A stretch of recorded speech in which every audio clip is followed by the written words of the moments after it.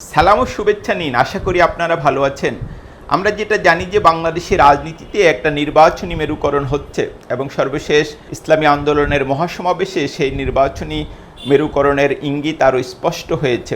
বিশেষ করে আগামী নির্বাচন ঘিরে জামাত, এনসিপি, ইসলামী আন্দোলনের মতো দলগুলো একটা নির্বাচনী সমঝোতায় পৌঁছানোর চেষ্টা করছে এবং তাদের পক্ষ থেকে প্রতিটি আসনে যেন একজন প্রার্থী থাকে সেটা তারা নিশ্চিত করার চেষ্টা করছে। আমরা যেটা জানি যে গেল কয়েক বছর ধরেই বাংলাদেশের রাজনীতিতে একটা আলোচিত চরিত্র নুরুল হক নূর। কোটা সংস্কার বিরোধী আন্দোলনে তার উত্থান এবং আমরা যেটা দেখি যে বারবার তাকে হামলার শিকার হতে হয়েছে, আক্রমণের শিকার হতে হয়েছে, কিন্তু হামলার শিকার হয়ে তিনি থেমে থাকেননি। বারবারই তিনি উঠে দাঁড়িয়েছেন এবং তার রাজনীতি মানুষের সামনে স্পষ্ট করেছেন। আওয়ামী লীগের শাসনামলে ডাকসু নির্বাচনে তিনি জয়ী হয়েছিলেন, যা অনেককে বিস্মিত এবং হতবাক করেছিল। তবে নুরুল হক নূরের যে কোনো সমালোচনা নেই তা নয়। আমরা যেটা দেখি যে কখনো কখনো অবস্থান পরিবর্তনের জন্য রাজনীতিতে তিনি সমালোচিত হয়েছেন। আরও কিছু ইস্যু সেখানে ছিল। গত কয়েক মাস ধরে তার রাজনীতি যদি আমরা বুঝি, সেটা ছিল অনেকটা বিএনপির দিকে হেলেছিলেন তিনি, এবং অন্তত দুটো আসনে তার পার্টি গণ অধিকার পরিষদকে মনোনয়ন দেওয়ার ব্যাপারে বিএনপির পক্ষ থেকে এক ধরনের গ্রিন সিগন্যালও ছিল। কিন্তু গেল সপ্তাহে পরিস্থিতি পরিবর্তন হয় যখন নুরুল হক নূর তার নির্বাচনী এলাকায় যান এবং সেখানে বিএনপির নেতাকর্মীদের দ্বারা হামলার শিকার হন এবং তিনি স্পষ্টতই এর জন্য স্থানীয় বিএনপিকে দায়ী করেন।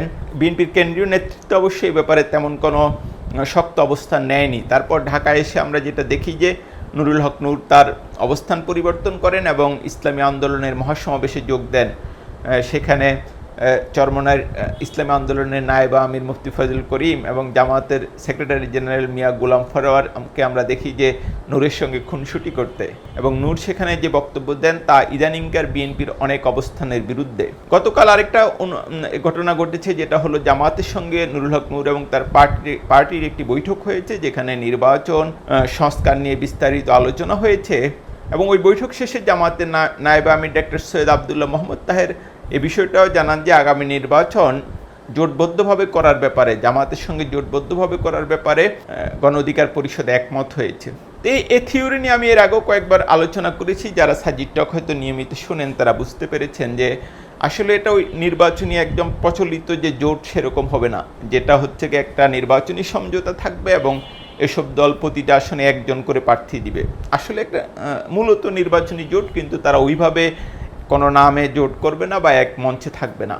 এবং আমরা যেটা নিশ্চিত করে বলতে পারি, সেখানে সবচেয়ে বড় শেয়ার হোল্ডার থাকবে জামাত, ইসলামী আন্দোলন এবং এনসিপি।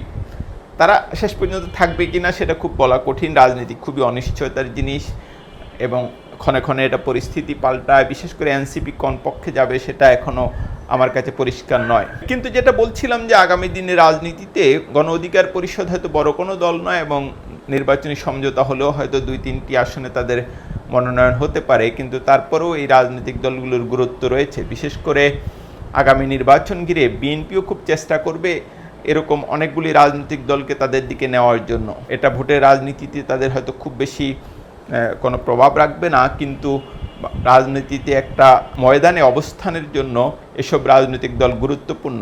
যে কারণে নুরুল হক নূরের পার্টি আসলে শেষ পর্যন্ত কোন জোটে যাবে বা কোন পক্ষে নির্বাচন করবে তা এখনই মন্তব্য করা কঠিন, বা এখনও আসলে মন্তব্য করার সময় আসেনি। কিন্তু যেটা দেখা যাচ্ছে যে নুরুল হক নূরের পার্টি আসলে এতদিন যেটা মনে হতো যে তিনি বিএনপির সঙ্গে আছেন এবং বিএনপি জোটের হয়ে নির্বাচন করবেন, সেটা যে নিশ্চিত নয়, এখন অন্তত সেটা নিশ্চিত হওয়া গেল।